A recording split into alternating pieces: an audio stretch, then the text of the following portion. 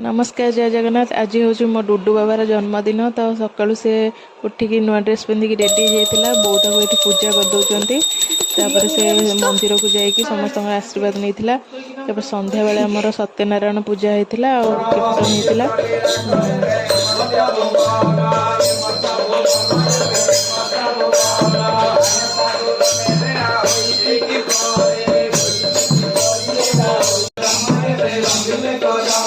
संध्या बेले केक कटिया सब पिला माने आसी जाइथिले ताको देखि पुओ पूरा खुशी रे डेउथिला। देखंतु केते चगला होउची फ्रिज भीतर पसई देखंतु से कोन होउची। तापर एठी पुओ सहित समस्ते किछि किछि फोटो उठौचंदी। तापर तार केक कटा हेतिला। तापर केक कटा सरला परे समस्ते खियापिया करिकी घर को जाइथिले। तो जन्मदिन रे ताको ढेर सारा भल पाइबा और आशीर्वाद दियंतु जेमति से भल मनीष हो भल पाठ पढ़ू।